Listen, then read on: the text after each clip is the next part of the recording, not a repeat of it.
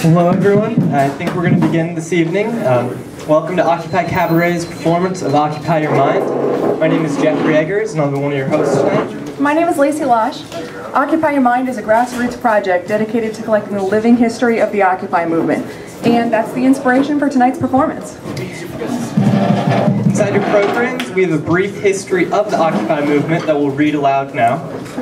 Occupy Wall Street is the name given to the protest movement that began on September 17, 2011 in Zuccotti Park in New York City's Wall Street financial district. The main issues are social and economic inequality, greed, corruption, and the perceived undue influence of corporations on government, particularly from the financial services sector. The Occupy slogan, "We are the 99%, addresses the growing income inequality and wealth distribution in the U.S. between the wealthiest 1% and the rest of the population. Occupy Wall Street was the first occupation in this particular protest movement. Occupy Lincoln was one of the longest encampments in the U.S., occupying space on Centennial Mall for 201 days and nights in front of the Nebraska State Capitol building. This evening, we'll read actual interview transcripts taken from actual Occupy participants from all over the country. We have got a wonderful group of dedicated folks who have helped make tonight's show possible, so thanks for your hard work, everyone.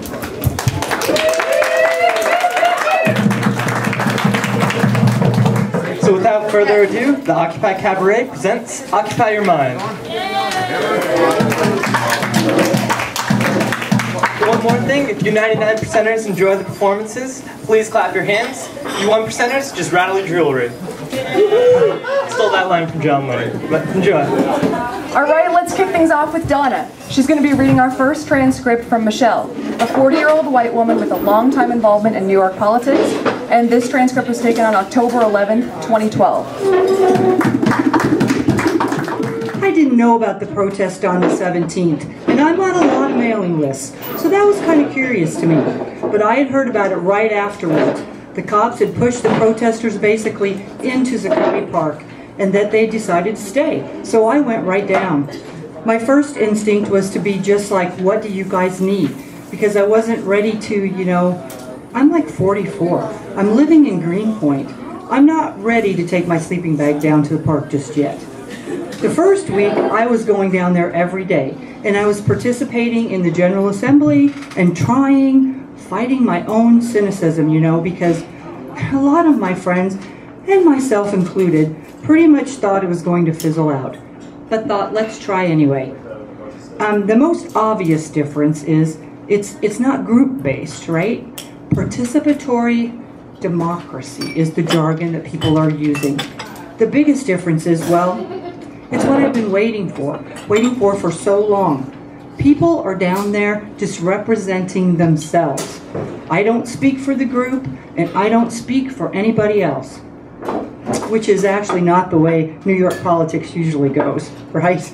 Very hierarchical organizations, the nonprofits, even the most radical nonprofits, they've got constraints. This is very different from that. But in the beginning, it was really scary. Like, God, I really didn't want it to fizzle out. So that's why I went to the Brooklyn Bridge and got arrested. I was at the very front when people started going out onto the roadway.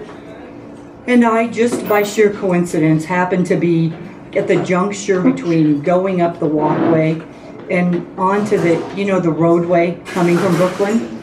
And the police were kind of like standing there. And then we were kind of like standing there. And then some people started yelling, "Take it, take the bridge." And the police kind of turned around and started walking onto the bridge. So they were clearly leading us onto the bridge. And it was really obvious that it was entrapment, but I knew. I feel really bad for the people that didn't know, but personally, I knew that there was no way that the cops, I keep wanting to say Giuliani, there's no way that Bloomberg was going to let the cops let us march all the way to Brooklyn. That was an absurd scenario. I just decided, the Brooklyn Bridge is a big monument. Everybody across the country is going to know what the Brooklyn Bridge is. And I didn't want to get arrested from the beginning. I promised my partner I wasn't going to get arrested. I went down to Wall Street. I said, don't worry, I've been doing this forever. I'm tired of getting arrested. I won't get arrested. But I'm telling you, the energy at that moment, people started saying, "Let's take the bridge." And people started singing and dancing. You know, the chant that says, "Go up, go down, there's a revolution in this town." And we literally just like started dancing out on the bridge. And it was just, it was impossible not to do it, you know? And it was like, okay, maybe this is going to get the media's attention, because up until that point, there really hadn't been anything except, I think it was the Daily News that had that cover of the woman's cleavage. Remember, with the police holding her down? That unfortunate photo. So anyway, I went out onto the bridge and I just accepted it. And I was like, okay, we are going to get arrested, and this, I hope it's worth it. And it was. Something that was really cool for me to see too, because I haven't ever seen it used before, is the whole concept of people's mic. I mean, there was a lot of fear, a lot of tension. People were trapped, so there wasn't any running away. I mean, there were people scaling up, and there were police boats down below. So somebody called out people's mic, and then one of the organizers said it would be a good idea if everybody sat down and locked arms, you know, which was really good, because that's like the best thing that you can do in a situation like that. You know, it's a sign of civil disobedience, but at the same time, it's a sign of nonviolence. I mean, I didn't like getting carted away, and I didn't like spending the night in jail, but I was with a lot of, well, I was the oldest person in my group. There were a lot of 18, 19-year-olds, you know, who were really scared. I tried to help.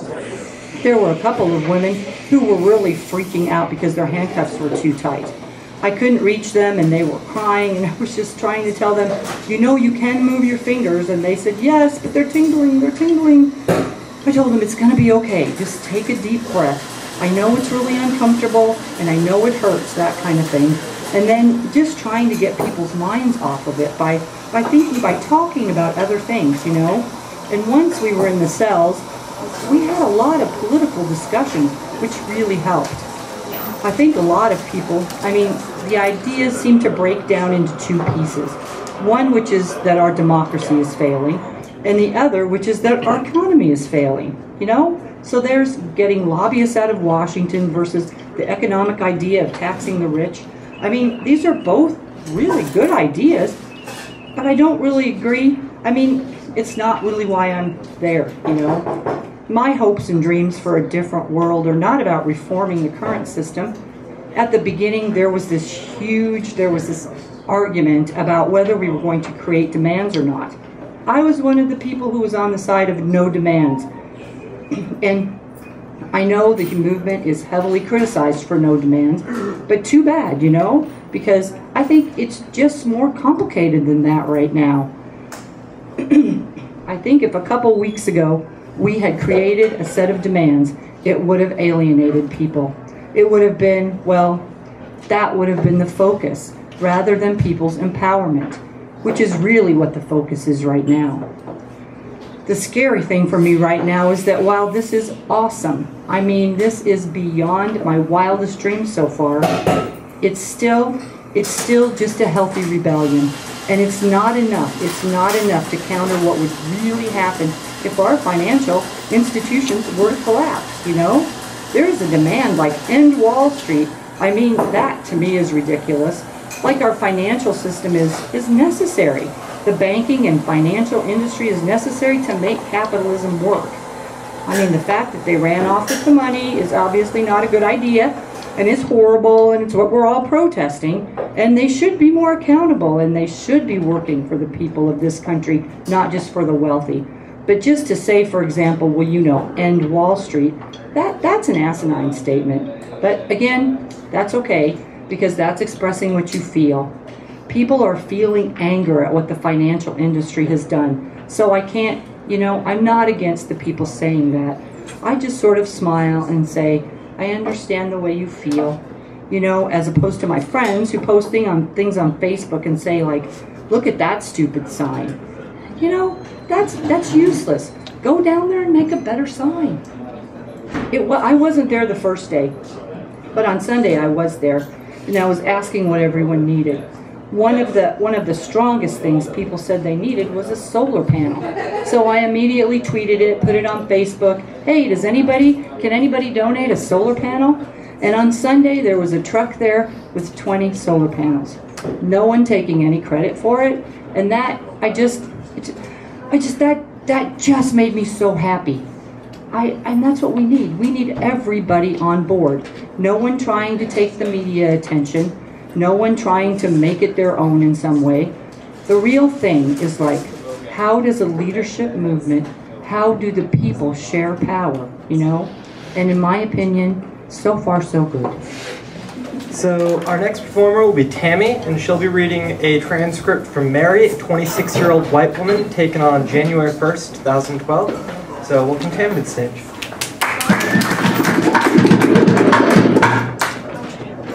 So I was working with the Yes Men, and someone just announced there was going to be a 24-hour drum circle for Bloomberg. Yeah, this was the weekend after the eviction. We wanted to get involved somehow because we thought it sounded hilarious. It's like we heard that Bloomberg really loves drum circles. At the same time, I remember voicing a very strong opinion against drum circles. Like I was just like, let's just take the most annoying aspect of occupation, which was the drummers. And of course I say this knowing full well, yeah, I love the drummers. Like drumming has a very important place in protest, and I have nothing against drummers per se. The idea of like, oh, drum circle hippies, like that's the worst. Like basically playing right into the stereotype of that people like the New York Post and others like poo-pooers are like, just a bunch of free-loading, bongo drumming, smoke potting hippies. That's all it is. So of course, like people were very serious about their drum circles. And it was just like, if we can't laugh at ourselves, then we're going to lose. And it was just one of those things. How can we lose at this? One of the Yes Men came up with an idea. I think it was Andy. Yeah, it was Andy's idea. To actually impersonate someone like from Bloomberg's organization. To give like a ridiculous speech because we never in a million years thought they would actually blockade an entire block for a couple of crazy hippie drummers.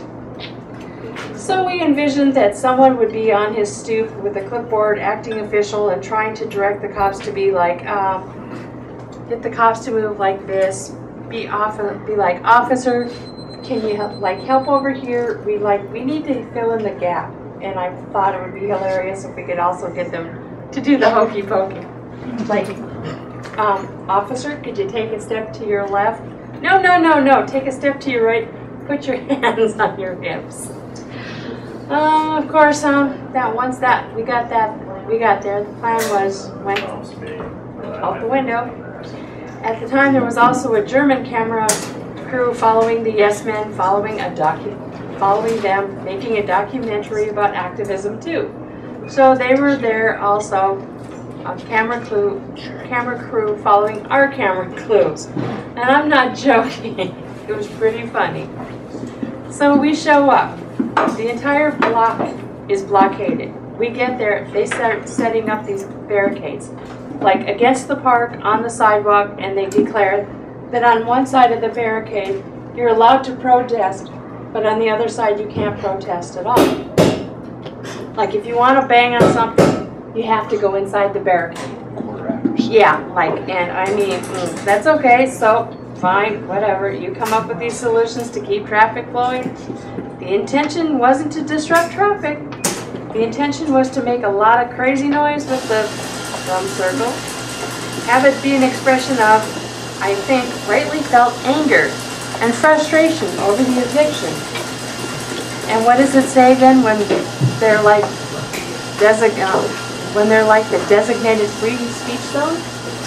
Whatever gray term that may be. Like you can just declare spaces where the Constitution does not apply. which is a kind of goofed up idea. Excuse me, it's really messed up.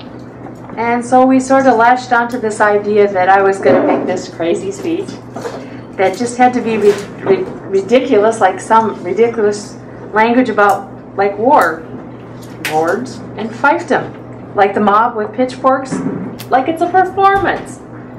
So like using words like, how would you feel if someone came unannounced to where you lived and kicked you out for it? And then like prevented you from moving freely. Like, you know, that sort of stuff. That made people very angry. They were like, that's what they did to us at Zuccotti. So people did get it. They just didn't get it that it was actually a performance. Some people did. Actually, I think most people were like, what are you really doing? Like, so trying hard. And that's where things started to go wonky, I think. I said, like, you reduced the mayor to behaving like some warlord in some sort of medieval fiefdom. I said something like, you've barricaded the mayor in his own home. Or you're encroaching on the mayor's freedom to be, like, peaceful in his own residence. Stuff like that. I said, you brought a drum to a gunfight? And that made people very, very upset. The response was, did you just call this a gunfight? And then actually I said, no, I did not. And I did mean, actually at the time was like, I just goofed up the message again. Looking back, it actually worked better than I thought it would. But I don't think we expected to make much of a splash because it seemed to be too ridiculous for anyone to take seriously at all, but apparently not. I was approached pretty much exclusively by the media after that. And that's when it started becoming a little bit inscrutable. Because at the point of the action was never to fool the media. It was just supposed to be a satire. It was just supposed to be. It was like, look at this ridiculous thing, these ridiculously contradictory things. Maybe like 15 minutes, people were like, what is this? Like, really?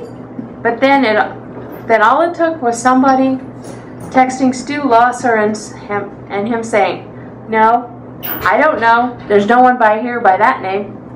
Stu Losser, press secretary for the Bloomberg administration, and the press were so like, oh, right? You're not, this isn't anything? You're nothing? So this was a very surprising then to see the news story the next day. Imposter woman fools the press. And I was just like, no, nobody fools the press. That was alarming because it was just like, wow, way to miss the point entirely. And it was just a little disheartening. But then being at demonstrations since then, I've had a lot of positive responses. Like people here. You've had me going, but I thought it was hilarious. Like afterwards, that made me feel a lot better. I've gotten very positive responses from the protesters. Just maybe not the drummers. Glad to hear they're still drumming after that one. Thanks, guys.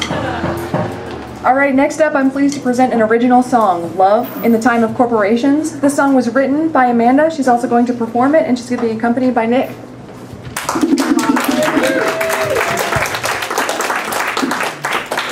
Explain this song a little bit real quick. Hi, how's everybody doing tonight? Seems awfully quiet.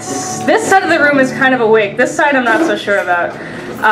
Anyway, Love in the Time of Corporations, just to kind of explain it a little bit, was based on or inspired by the Citizens United ruling, which, for those of you who don't know, was a landmark case between Citizens United, a group, and the Federal Electoral Commission. And what Citizens United was upset about was the limiting of the role of corporate money in politics, which, as you and I may recognize, as a good thing. Unfortunately, in this case, Citizens United won the day, and now, although corporations can't necessarily give money directly to politicians, they can, however, infuse their campaigns generously with all of that cash.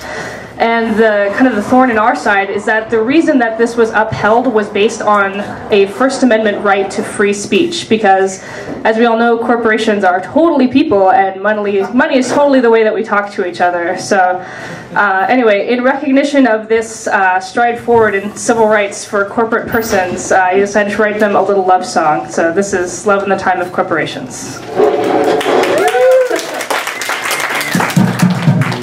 Okay, ready?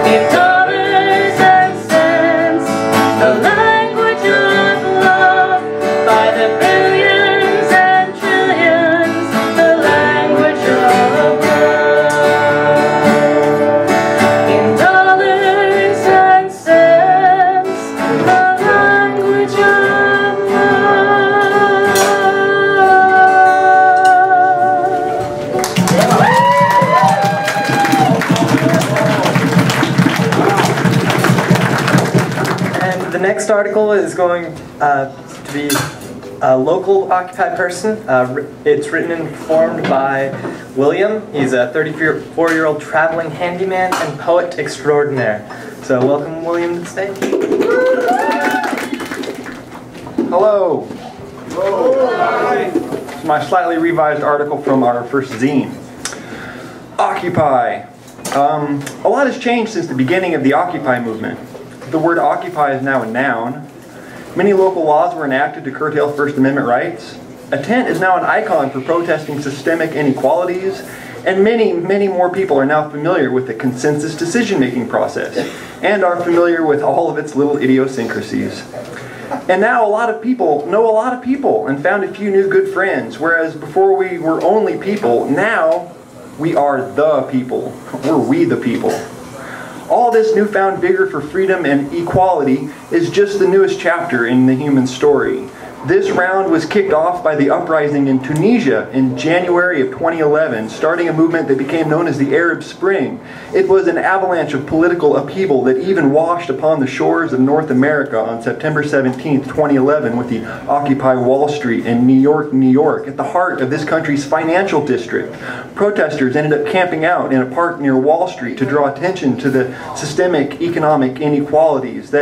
That protest, it grew and eventually finally caught the mainstream media's attention and became a conduit for the general angst about the economic and social conditions in America. This direct action in New York, New York sparked people's brewing outrage, and the protesting spread, and people all across this country began exercising their First Amendment rights. You see, the authors of the Constitution did not mean that we could gather in someone's backyard and speak to each other. They intended to preserve the people's right to publicly protest political corruption. This right was to be protected always. Soon, vast crowds were occupying Wall Street, and the message began to get out, even through that mainstream media. Occupy Wall Street had its teeth sunk into the ankles of the elite, labeled as the 1%. Soon, Occupy camps were springing up all across America. People took to the streets and physically occupied important public spaces. People camped out to draw attention to the myriad of economic and political issues, such as campaign finance reform, the lobbyist industry, the real estate bubble, the student loan lie, outsourcing jobs, tax loopholes for the rich, corporate assault upon the general welfare of this once great nation. The general idea was sound enough to attract a huge level of support from people of incredibly diverse backgrounds and social standings. Most people in the world had been affected by the economic downturn of 2008, and Nebraska didn't escape unscathed. In mid-October of 2011, people in Lincoln, Nebraska began planning what would become Occupy Lincoln. Public meetings were held first on social media, then in a collective event space, then in Cooper Park, then in the Sunken Gardens, and by October 15th, we the people assembled on the North Steps in the shadow of Nebraska's State Capitol building at noon on a Saturday and numbered 500 people. That assemblage then marched down Centennial Mall to O Street, then to 13th Street near some large financial institutions, and down 13th Street and over to the governor's mansion. And then they all came back to Centennial Mall for our very first General Assembly held upon the green space. After Occupy's first GA, we sorted ourselves into committees and had small group meetings to plan the future, like camp logistics, education, art, medical, food, legal, sanitation, and media were some of our initial committees. Big dreams were brewing as we truly came together like I have never experienced before. We put up our tents at dusk. We did not know how long we were going to be allowed to occupy that space in the shadow of the Capitol. As it turned out, we were able to occupy continuously for 201 days. And I think it was like the longest occupy in the nation at the time. And our goal was not to form solutions to all of the world's problems, but to bring attention to the corruption that allowed the perpetration of these inequalities between the rich and the poor. Oh, and by the way, the truly poor in the world do not live here in Lincoln. They live in the places that grow cheap coffee, make cheap shoes, and from which rare earth metals come from to make your smartphones and laptops work. The poor, now wow, the world's poor, wow, they're really poor. And so in our struggle for equality and against oppression, let us keep in perspective to do what we can to make the bottom about 90% equal with each other, and then we can make true and lasting equality happen. We have to stop the elite from oppressing ourselves, yet we must be mindful of our true status on this very precious and finite earth. But our common presence created a platform for the formation of a variety of shifting dialogues. Many social, political, economic, and environmental injustices were discussed, explained, examined, and confronted. Much of our collective energy ended up being spent running the dynamic camp of diverse people with divergent ideologies. A lot of people came together to stick up for the rights of the bottom 99% of we the people, to address the grievances and express our desire for a better future, a different path from the one that we are still on. Occupy Lincoln grew the first week to more than 60 tents, filling the green space in Centennial Mall between K and M. And there was a lot of buzz and communication between the people that came together every single day. They shared their life experiences, stories, knowledge, perspectives, issues, dreams, and they suggested many solutions to many of these problems. They started out very optimistically, with what may have bordered on naivete. In the attempt to be equitable and accessible, we formed a circular power structure which made us susceptible to the many problems. Individual selfishness, grandstanding egos, ignorance, personal agendas, infiltration, mental illness, interpersonal conflict all began to manifest in the power vacuum, which simply begged to be filled. Many attempted to fulfill that role. Some had leadership thrust upon them, while others were left grasping for the invisible microphone. Some joined forces along social boundaries. Some were devout servants to the process of consensus decision-making. Others bore unbreakable allegiances to existing political or ideological platforms. Some wanted it to be just like Occupy Wall Street, while others envisioned radical actions. I think we all must have made some mistakes, you know? We had meetings about how to have meetings, recrafting our procedure and protocol in the attempt to address shortcomings and faults. I, personally, disagreed with the fact that there was never an established protocol for tabling an agenda item, and it was my perpetual suggestion to discuss long-term goals, and it was always being pushed down the list of things to be talked about so that we could focus on some finite camp drama and micromanaging any and every little crisis. With the process of tabling, an idea could have been designated to have been talked about during the next GA, instead of yet again being pushed down to accommodate people's short-sighted lust to explore peripheral problems and not delve into the larger topics such as long-term goals. As people burned out, they were not replaced by new people, because when new people came to our GAs, they would witness an epic linguistic duel over ideological turf, replete with dirty language, profane ideas, grudges, power planes, and all the other delightful faults that affect the human condition. Those well-intentioned souls who attended were oft exhausted by the interpersonal drama, and at the end of a 3-hour meeting, even the most optimistic would-be participant would be turned off. But it's not exactly our fault. I mean, we were a group thrust together, formed in the very crucible of a political action of epic proportions. You see, generational and global forces were manifesting in society, and each individual life was manifesting a reaction to those pressures. Each person brought their own real-life experiences and struggles. This was no solidarity action. Occupy was not about shedding light on some other group being affected by some other unfair system. Occupy was a people's movement, meant to embody the struggle of each person in the 99%. And that's an awful lot of views to reconcile. And because we're humans, Occupy ended up focusing too much on the personal struggle of each person here in a first world nation, and not at the overall inequities that are ingrained into our societies and that negatively affect some people on this planet much, much more in certain places than in others. The hierarchy of the oppressed was ignored as the me aspect of entitlement reared its ugly head. And even when Occupy Lincoln united behind the Stop Trans-Canada Pipeline movement, I think many people still viewed it purely as an environmental issue instead of one rather deeply related to the basic inequities and the utter dominance of the economic elite. Those who could not assert themselves or promote their ideas were often heard but not listened to. They could access the process and suggest something but still not draw enough support to have anything enacted during a 100% consensus process. And because it isn't about being right or logical or procedural, I think it's all about relating with each other through our commonalities. And that takes an awful long while to learn.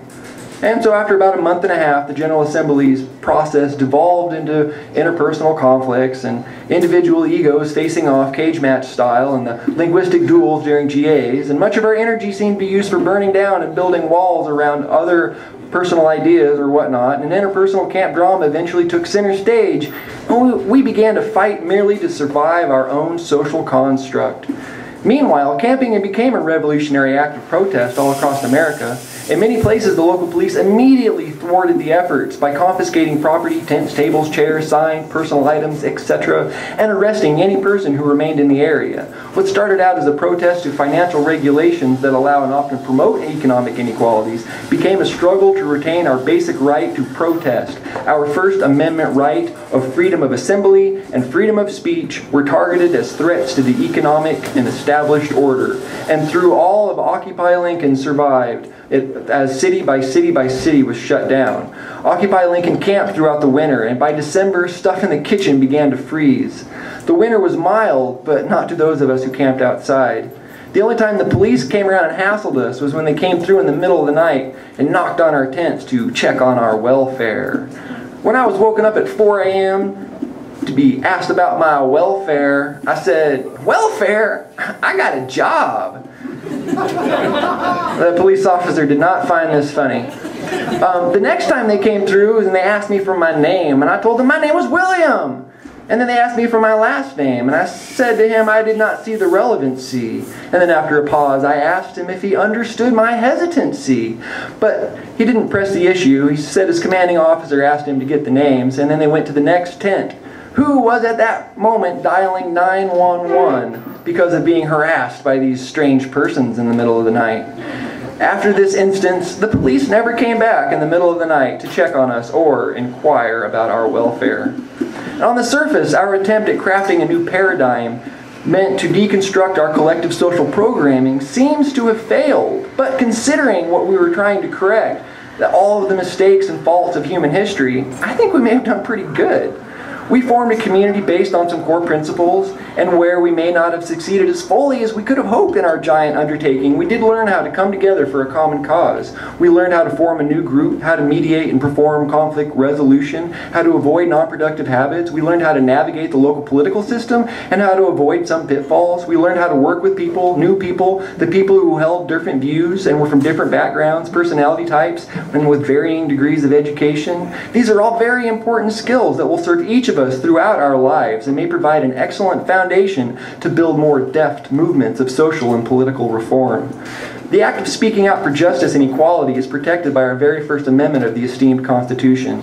The act of gathering together as an assembly is protected by our very first amendment. The act of pointing out the gross inequities that exist in our present culture as contemptible to individual or religious viewpoints may or may not be protected by the First Amendment, but speaking out against the poverty and the exorbitant wealth caused by the corruption in our government is covered by the First Amendment. And we the people have a right, nay, we have an obligation to gather in the public square and to speak out against the high crimes of our government and point out how we, the common people, are affected by these legislated economic transgressions.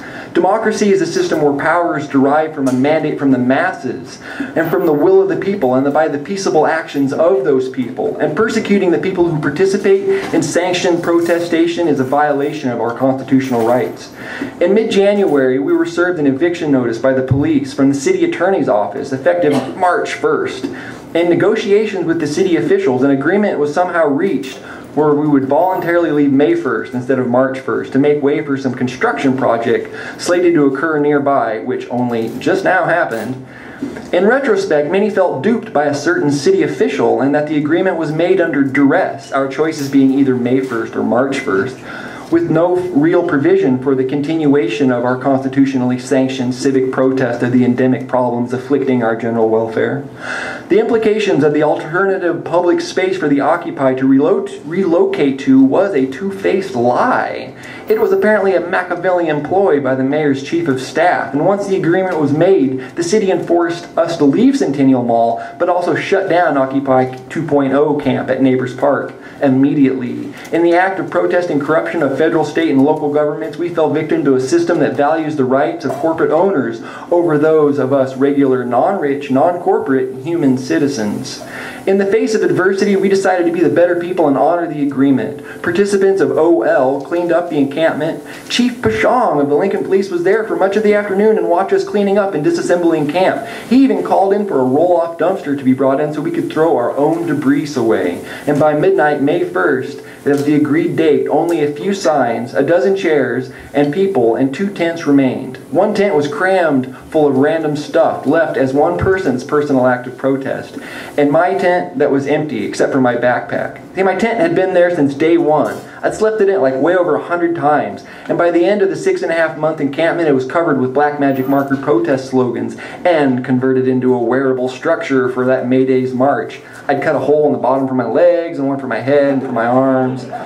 I'd slept in it that night before, and I was planning on sleeping on it that night as an act of personal protest and as an act of vigilance, because along with the Constitution is the inscription over the north entrance of the State Capitol building, which says, "Salvation of the state is watchfulness of the citizen." And so by 2:30 a.m. May 2nd, 2011, 5 of us were there, and we were hungry, so I ordered a pizza, and by 4 a.m. there was only 2 of us left. Myself, intent on making the police bereft me of my First Amendment rights, and a legal observer, camera in hand. And that's when he got a text that a bunch of police cars were headed our way, and in a few minutes about 45 police officers and a helicopter with a spotlight and a canine unit and people from the health department and a dump truck and people from public works department were all there to remove that couple of signs and chairs and people from the premise.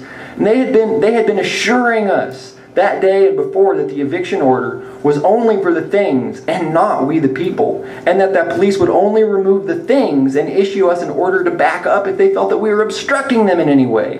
And even the police chief reassured us that very day that we could be there and that they would only be removing the possessions. However, when they came through, they swarmed the area, issuing a cursory "move, move, move, you must leave the area" as they marched across the street in a phalanx. By this time I was wearing my backpack and my protest tent, and both myself and the legal observer were filming their approach. Yet I, being intimately more familiar with the blind fury of police actions, then immediately ran away. Still wearing my tent. But the other person had stopped to stoop down to pick up their bag and sweater and water bottle and snacks from his hard day's labor of cleaning up camp all day, and by doing so he defied their order and was immediately arrested. And so I began to film his arrest, and I was then told to leave the area, so I began backing away while still filming. And so then he started shining a strobe light at me. At that point I just gave up. I abandoned my personal occupation of Centennial Mall. And as I continued running away from the wall of cops and the hovering helicopter wearing my tent, I was full of complex and powerful emotions. Occupy created a community of activists who are still networking together to weave a social web, capable of accomplishing more together than on our own. There are many who participate in Occupy Lincoln, some for only a short while others lasted the entire duration and are still active today. But all who were a part of it learned something. There is in some way they were enriched, they were informed about how to enact positive change in the world and how to interact with each other. The overall impact of Occupy will be talked about, remembered, revered, speculated, studied. Occupy was a tree trunk with many branches bearing many fruits and nuts. Occupy Education, for instance, went on to be its own course, going on to be one of the most successful branches of the Occupy tree. Eventually, it evolved and it is now the Repair Cafe every Thursday night.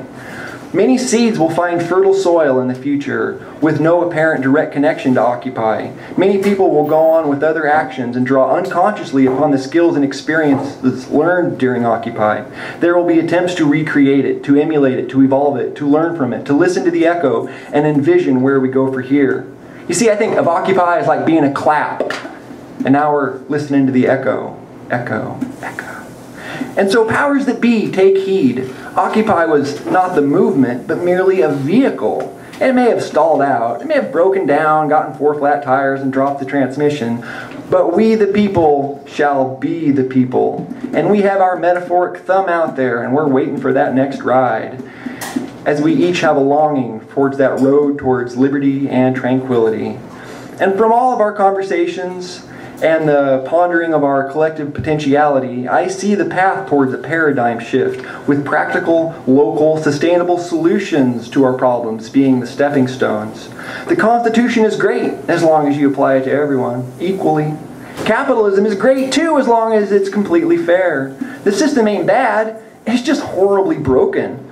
So let us work together to make a future and build a better world and have USA 2.0.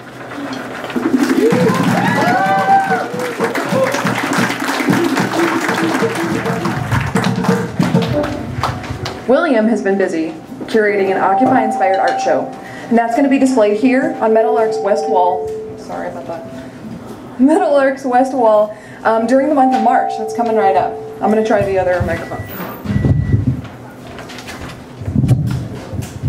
There we go. Alright, anyway, we're hoping that the art show is going to travel to other venues and possibly other cities throughout Nebraska so that we can help spread the message of the 99%. So he is still accepting submissions for the art show, so if anybody's interested in putting something in the art show, please talk to William and he will get that going for you. Anyway, now let's welcome Ben to the stage. He's going to read from Days of Destruction, Days of Revolt. It's a quote from John Friesen. He's a 27-year-old tall and lanky man with a dirty blonde ponytail. Hello. Sweet.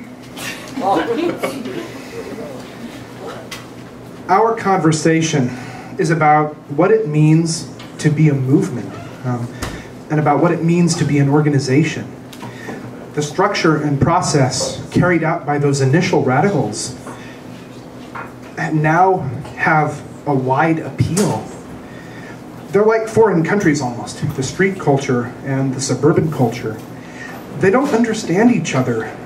They don't share their experiences. They're isolated from each other. It's like Irvine in Orange County. The hearsay is that they deport the homeless. They pick them up and move them out. There's no trying to engage. And it speaks to the larger issue, I feel, of the isolation of the individual going after their individual pursuits, and this facade of individuality, of consumeristic materialism. This materialism is about an individuality that is surface deep. It has no depth. That's translated into communities throughout the country that don't want anything to do with each other, that are so foreign to each other that there is hardly a drop of empathy between them. It's about paying attention to exactly what you need and figuring out where I can get food and water, what time do the parks close, and where I can get a shower. What I saw in the Zapatistas was a people pushed to the brink of extinction and forgetting. Their phrases ring true. Liberty, dignity, democracy. Everything for everyone, nothing for ourselves. I have no interest in participating in the traditional political process. It's bureaucratic, it's vertical, it's exclusive, it's ruled by money. It's cumbersome. Now, this is cumbersome too, what we're doing here. But the principles that I'm pushing, and that many people are pushing to uphold here, are in direct opposition to the existing structure. This is a counterpoint. This is an acknowledgement of all those things that we hate, or what I hate, which are closed and exclusive. It is about defying status and power, certification and legitimacy, institutional validation to participate. This process has infected our consciousness as far as people being allowed to participate or even being given credibility. The wider society creates a situation where people are excluded. People feel like they're not worth anything. They're not accepted. The principles here are horizontal in terms of decision-making, transparency, openness, inclusiveness, accessibility. There are people doing sign language at the General Assembly now. There are clusters of deaf people that come together and do sign language together. This is an example of the inclusive nature that we want to create here. And as far as redefining participation in the democratic process, my understanding of American history is that it was a bunch of white males in power, mostly. This is radically different. I mean, if you're a homeless person, if you're a street person, you can be here. There's a radical inclusion that's going on. You're dealing with everyone's conditioning, everyone's screwed up conditioning, the kind of I'm out for me and myself, that kind of instinct. People are unruly, people are violent, people make threats. We are trying to sort this out, how to work together in a more holistic approach versus just security checking someone, like tackling them. Where else do these people have to go, these street people? They're going to come to a place where they feel cared for, especially in immediate needs like food and shelter. We have a comfort committee. I've never been to a place where there's a comfort committee.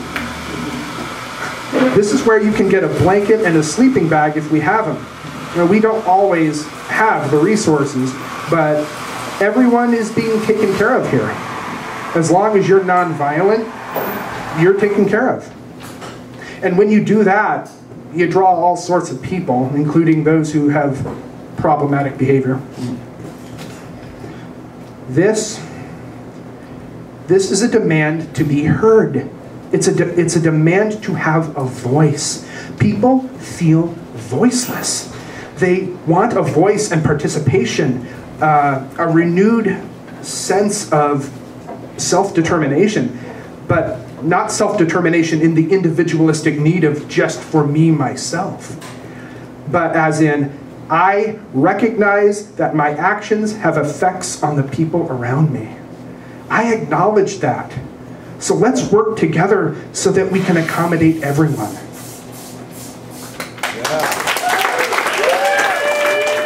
Up next, we have another original song, War-Scorched Earth, written and performed by Amanda, with accompaniment by Nick. So, welcome back up to stage. This is also the first time I've ever played guitar in public, so, you know, I'm committing faux pas here. Yeah. Aw, you guys are so sweet. Okay, here's War-Scorched Earth.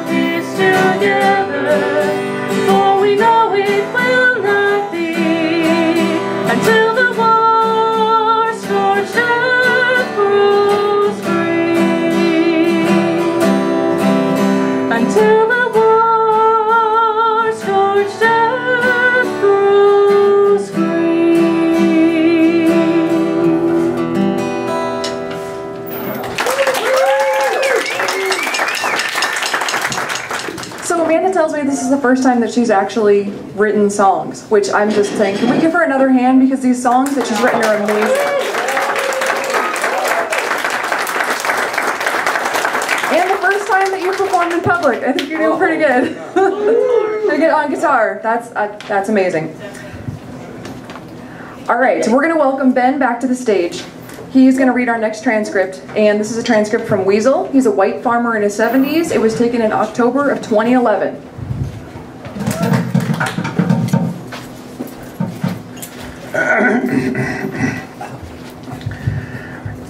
Good to meet you. My farm, it's real nice. It's Weasel Town. That's my name, Weasel. Spelled W-E-Z-E-L. Kinda, it's the only name I got.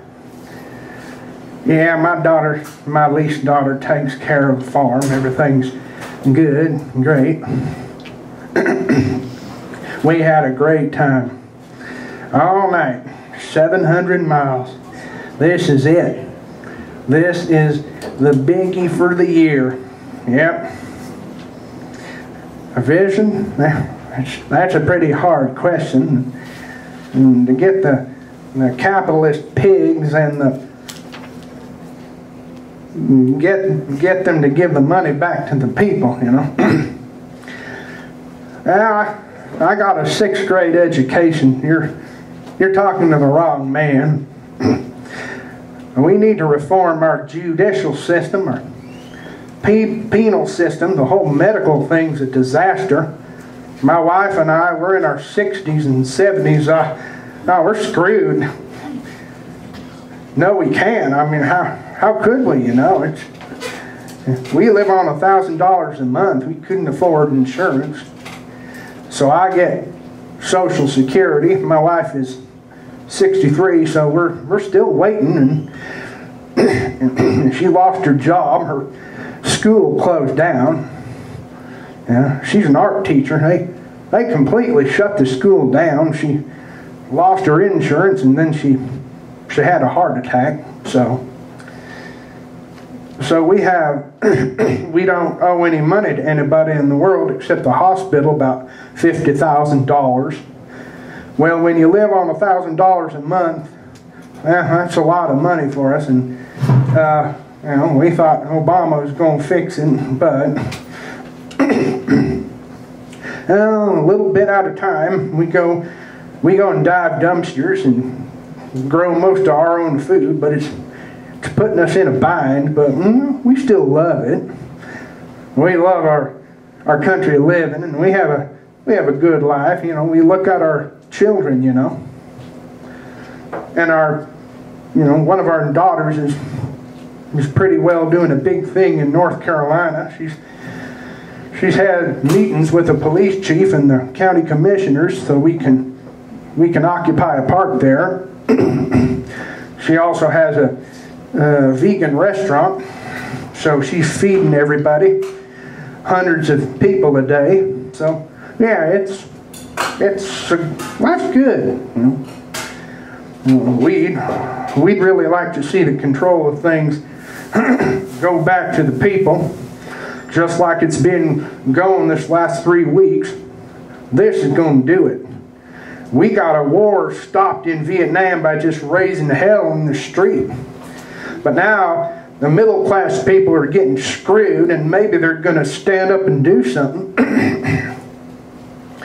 I don't know how else to do it. Our representatives are crap. They do not represent us. We write letters all the time and get crap form letters back on partisan politics.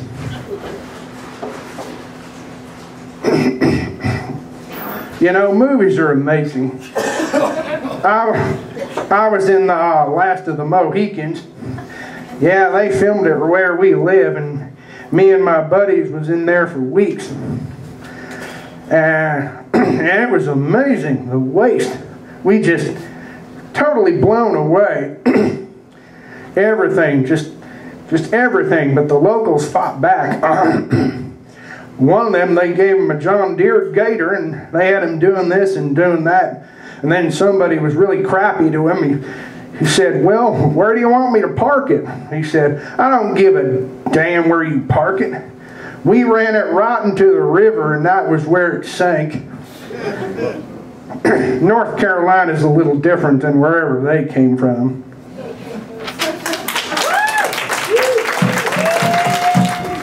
Alright, so here we'll pause for a brief intermission. Here's a chance to stretch your legs, visit with friends, make a stop at Meadowlark's counter for some delicious coffee and other refreshments. We want to thank Meadowlark for hosting tonight's performance. Thanks, you guys.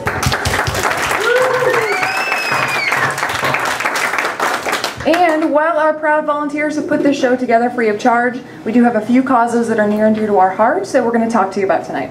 The first is the Occupy Lincoln Community Garden Project, located in Nebraska Park at 30th and C Street. We'll offer outdoor educational opportunities, workshops, garden space, and produce to the local food net services.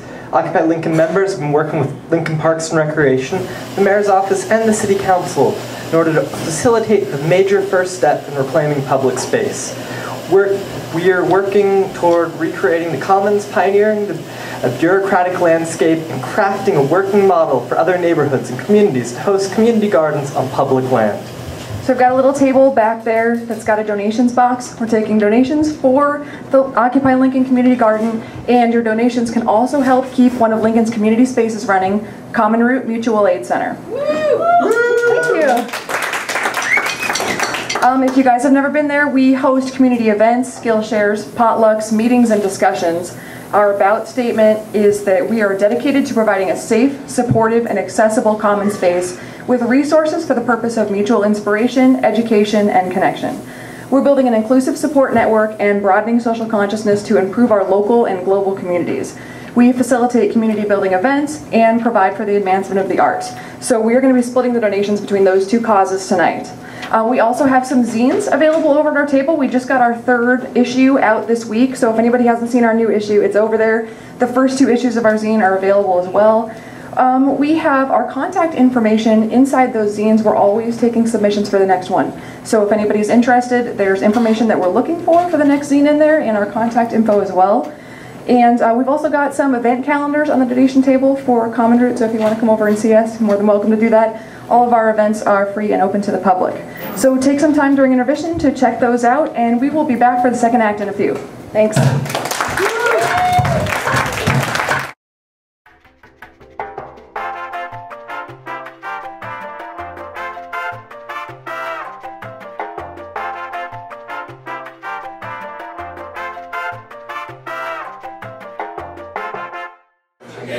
Alright, so hello everyone. I think we're going to try to get this second half started.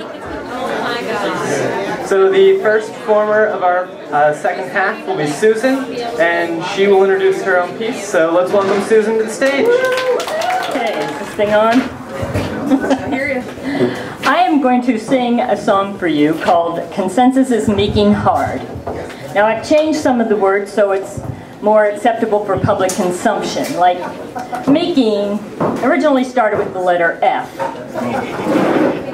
The song was written by Michael Friedman, and it's based on an interview with a brilliant Sarah Lawrence student named Andrea. So I am just the messenger. What is the message? You know, I wish I could answer that question. I really do. I would like for there to be a message. I think lots of people are working on that. And you know, a lot of haggling and going back and forth about verbiage. And you know, there's all these different and well, and like I kind of hate the freedom of opinions that, I mean, it's one of those things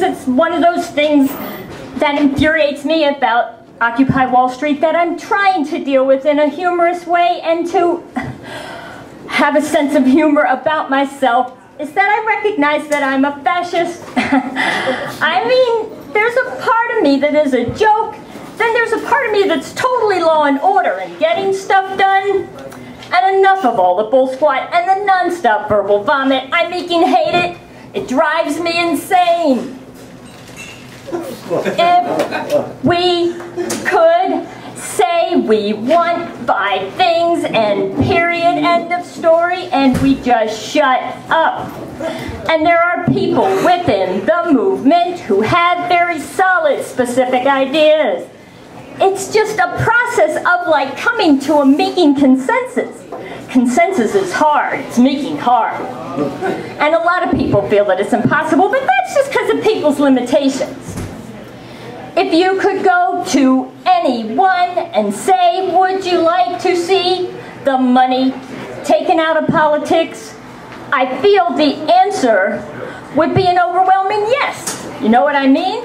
Would you like not to have child slaves make your Meeking iPhone? Most people would say, yeah, I'd love a guilt-free Meeking iPhone. The answer is yes. So it's a question of how do you wrangle and herd all of those cats?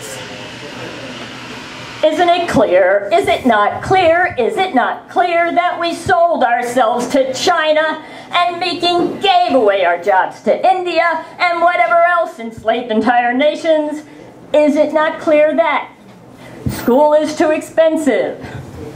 And it's essentially bull squat that your master's degree is a Meeking crock of shame.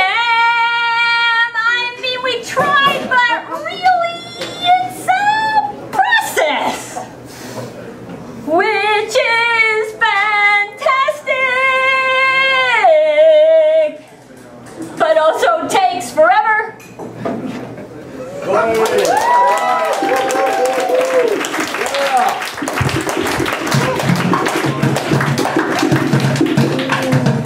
That's going to be a really hard performance to follow. In a moment, I will no longer be your MC, and instead I will be performing Amin's transcript. He is a Middle Eastern man in his 30s who is heavily involved with Occupy, and this transcript is taken on February 23rd of 2012.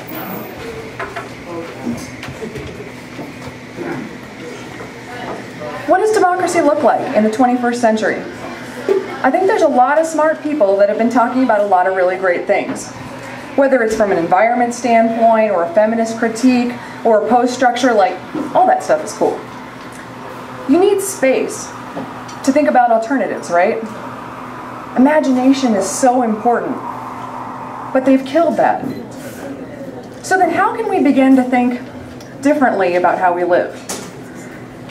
And we're doing it, you know, well, because people are leaving their banking jobs and they're getting a farm, right? And that's a value shift. And I think that Occupy made clear, well, it helped people to see that everyone is kind of thinking the same thing right now. It's living for something other than material, right? It's identifying winning and progress, or whatever it is to you, in non-traditional terms.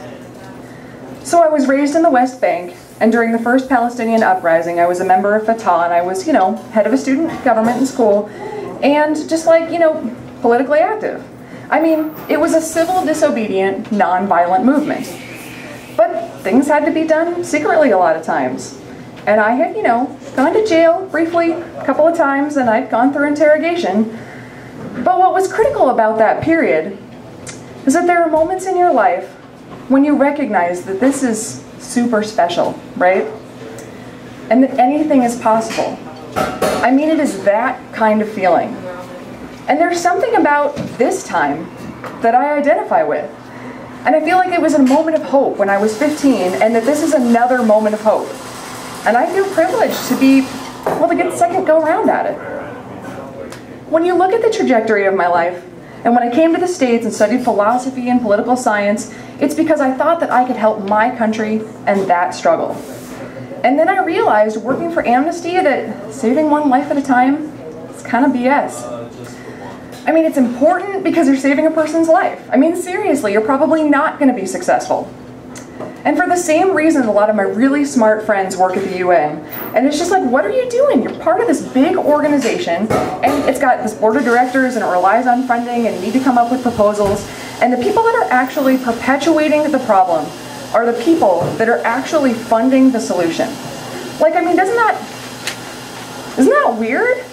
But so, yeah, so that was Amnesty. So I thought that if I got a bachelor's degree, so the revolution didn't work out, then I could make money, and by making money and prestige, I can affect change. That didn't work out. So I said, okay, well, I need to get well, no one would give me a job. So maybe I need to go to a more prestigious place. So I went to Columbia, right, and I got a full ride and I got my master's in law. And then, like the moment I got into Columbia, right, everyone was offering me a job. That made me feel bad, not good. You realize that even once you're in a large law firm doing financial transactions and billion-dollar deals, that you're still a slave? Your time isn't yours, you're sleeping on the ground in your office, you're showering at the New York Sports Club. I mean, people call me and I sleep with my BlackBerry, right? So you know, I may be prestigious to everyone else, but you know, you're really just getting paid so that you have health care, so that you have stability, and that you have a people's respect in society. And you're making money, right? So I could leave tomorrow to Bermuda. I could stay in a 5-star hotel and I would not hesitate. I can do it. And I can buy an $800 watch, which isn't a lot for a lot of people, or a suit for $3,000, and I love these things, I enjoy them. But the thing is, like, you make $250,000 in a 401k and all that stuff, but you're not happy. Part of what we've forgotten, and what we've been led to forget, is that we actually are a people of resistance. And a people of like critical thinking, and what has happened is like financialization and everything has been moving so fast that we haven't adapted. So leading up to May Day, we're actually coming up with a manifesto about space. You have the fundamental right to dissent. And that includes the right to free speech and assembly, right? Activating a public space.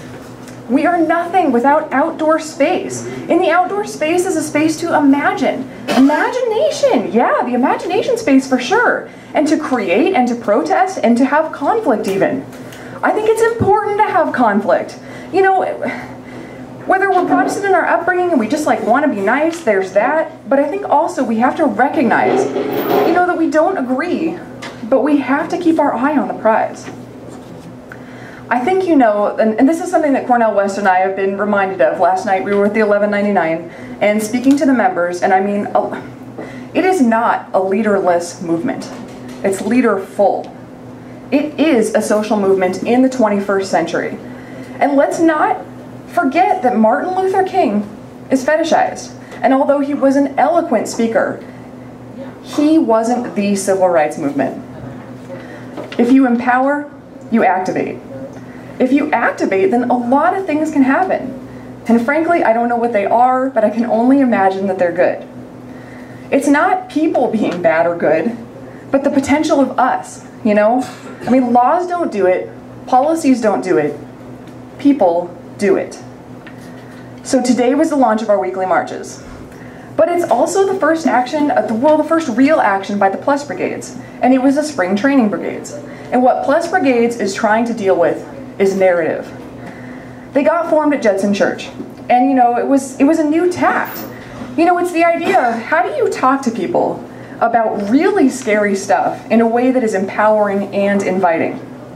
And we occupied Wall Street, and by that, I mean we went in front of the stock exchange and we took the space. But we didn't take it with charging it. We just took it with our bodies. Also with disarming the police. They didn't know what to do with people that were just joyous and singing and happy. So we have these trainings and they're meant to develop tactics and again, just to bring in imagination. So if you don't like certain chants, bring your own. Plus it up. Don't go back to the 60s. I mean, well, go back to the 60s, but plus it up. No negation. Bad. And also, you know, when you have music and singing and your spirits are up, you want to do it again. People are sick of marching. Yeah. Occupy it with happiness. Alright, so up next we have another song performed by Amanda and Nick with lyrics that Amanda wrote herself. It's entitled The NDAA's Coming to Town. So speaking of Occupy with Happiness, the melody of this song, as you can tell by the title, is totally original. But just a fun little carol for you. For those of you who don't know, the NDAA stands for the National Defense Authorization Act. And I'm probably going to totally botch the explaining of this, but the NDAA itself is the basically the bill authorizing the military budgets and like order of operations for the year, and some of the bills governing how they're run, which sounds innocuous in itself, or as innocuous as the military can sound. But there are a couple of really disturbing provisions that are contained in the bill for the years of 2012 and 2013, which they're basically anti-terrorism measures, but they permit the detention and basically indefinite incarceration of anyone suspected having anything to do with terrorism. Like you sneezed on a terrorist once, they can detain you. That's probably not actually in the rule, but you get the idea. And it doesn't allow for the right of due process or any of that kind of stuff, which is kind of terrifying, especially when you consider the fact that a movement like Occupy has been classified as a low-level threat to the country. So I don't know about you all, but we find that kind of scary. So here to make everybody feel better is a happy little tune about the NDAA, because it's coming to town. So I need capo, don't I? I remember everything. I remember the extra 3 chords. I remember the capo. I remember most of the words. It's just all coming together, you know? Good thing. Okay, Jingle Bells ready? Excellent. Okay. Ready?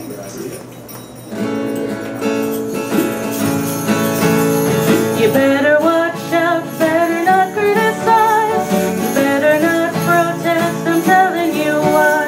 The NDAA is coming to town.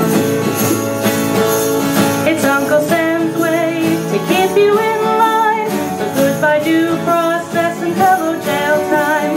The NDAA is coming to town. No trials or explanations, your suspicion is enough, 'cause you just might be a terrorist, so if you don't like it, tough. With language that lets them detain anyone, it's a sad day for the Constitution. The NDAA is coming to town. No time for civil liberty when there's so much to fear and hate. 'Cause nothing says we're safe and free like a military state.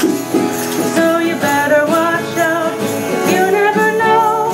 One day you might wake up in Guantanamo. The NDAA is coming to town.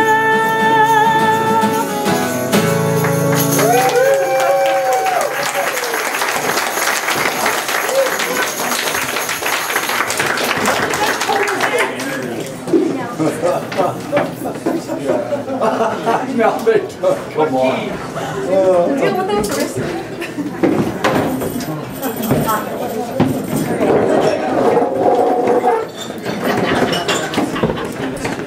All right, our final transcript of the night is going to be performed by Jackie. She's reading for Karen, a black woman in her 30s wearing a cool hat. This transcript was taken on December 6th, 2011.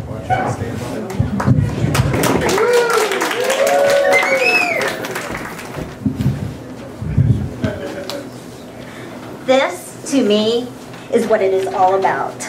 Celebrating freedom and expression and gathering and love. Because that's what's going to get us out of this mess we're in. So that's what we've got to do, celebrate communication of human souls. I did this dramatic karaoke. My friends, we were just hanging out and we were saying song lyrics, you know, like, at first I was afraid. I was petrified. Kept thinking I could never live without you by my side. And so tonight I was like, oh my God, dramatic karaoke, I have got to do that. So I did this Rage Against the Machine song of Bulls on Parade. Come with it now. Come with it now. Come with it now. Thank you. And it ends with this line, this chant, Bulls on Parade, Bulls on Parade. And, which, you know, is funny because, you know, bears, bulls, Wall Street. And there's this line in there about the Rebel where there used to be a library. And how they don't have to take our books away because they don't have to burn the books because they take them away. And that was really relevant to the raid. Yeah. This is free art for everybody in a public space. This, you remember like 1600s? Yeah, okay, you don't remember? Neither do I, but... okay, think Shakespeare times. There'd have these traveling troops of actors, and they would just go around presenting their stories and their plays for the people, and it was all free, you know, it was just, everybody was free to gather and enjoy. Free, and it's like we're getting back down to our roots. Free to gather and enjoy, freedom to assemble, freedom of the press, you know, all those First Amendments that keep reading to us on the hour. On November 17th, there was this day of action, and I was involved in the march there. And I was right by the barricade, and there is this, sorry about this, Lacey, there's this really hot cop. And he was checking me out too, but not for the right reasons. He was checking me out. He's like, hey, iPad, isn't that a corporation? And I said, well, yeah, but it's not so much about being anti-corporation. It's about being anti-greed. And he said, so do you have an iPhone too? I was like, no, it's a droid. But we just started talking, and I started explaining my personal reasons for being involved. And, you know, after a while, I did see his face begin to change.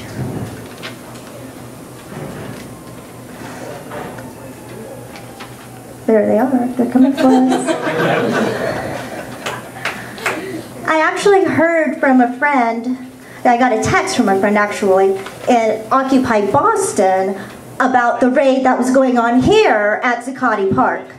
And at that point, they had shut down the subways, they had shut down the airspace to the press, and I was freaking out. I was just like, I have got to get down to the park right now. So I'm trekking down there, down the sidewalk, and the cops are doing their whole keep it moving thing, and they blocked out the airspace that night. And like my friend, he was saying, he called them, you know, when the cops are doing their fascist theater, and I was like, oh my God, that is exactly what it is. It is, because it's about being intimidating, and it's about the psychology, and it's about trying to scare us. But really, it's because they're afraid too. This thing, this Occupy Cabaret, it's like I live and breathe it. It's always on my mind. You know, and it's not Occupy itself, but it's about how can we make this world better? And what can I do to make it better? I don't go down to the park every day, but every day I am occupied. My mind is occupied every day.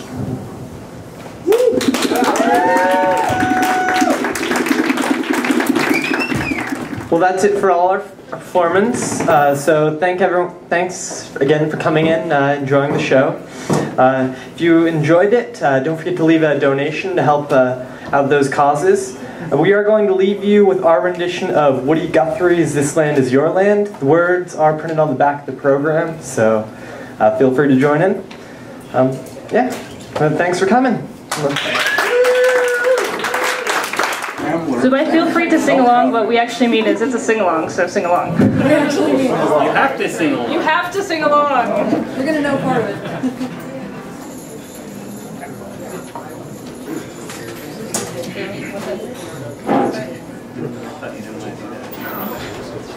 thought that was Oh, sure. That's another word. Okay. Does everybody have the words? We ready? I think we're getting ready to roll. Go right ahead. Okay.